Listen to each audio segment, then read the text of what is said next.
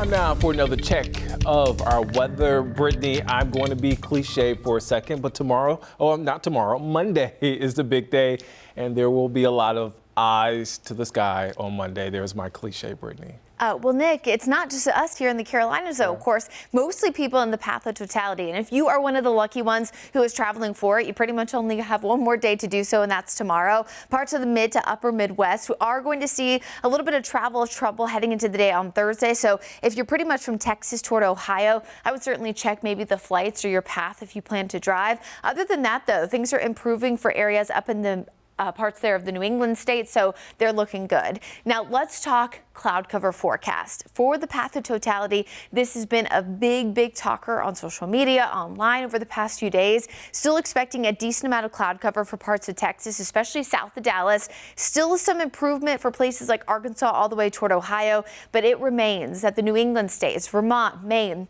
still are the best view. So maybe if you have some flexible plans, those would be the best states to go to. Now here in the Carolinas, of course, we know that we are not in the path of totality, so we do not see the total solar eclipse, but we will see a partial solar eclipse. This is the official cloud cover forecast as of now for that 2 p.m. time frame, which is around the time that this partial eclipse will begin for us on Monday. You can see a decent amount of cloud cover locally across the Charlotte area, but some breaks in the clouds too. So we'll be watching for those breaks and a few spotty showers, as I did increase our rain chance to around 20% for the afternoon. So here's what to expect here. Eclipse glasses, remember, required. We had Anna talking about that earlier throughout the show. You're still essentially looking directly toward the sun. The partial eclipse will begin right around 1:54.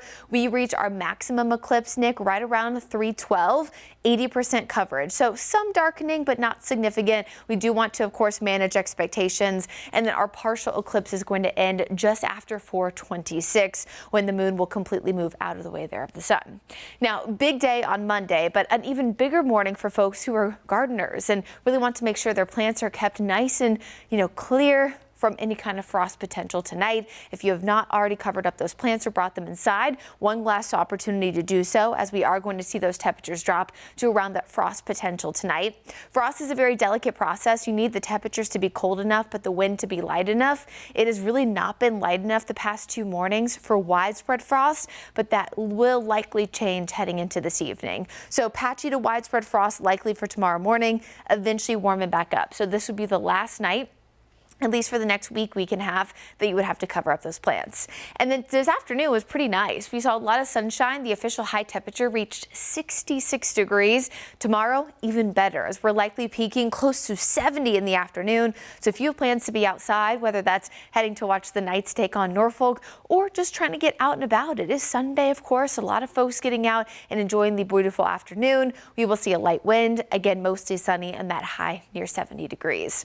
As we look at your Guy Roofing 7-day forecast, then you'll see reflected here that we do have that additional cloud cover for the eclipse on Monday. It's really the clouds and the opportunity for rain that I think will limit that potential to see the partial eclipse. Again, thankfully, it's not that forecast and we're not in the path of totality. That would be a major bummer.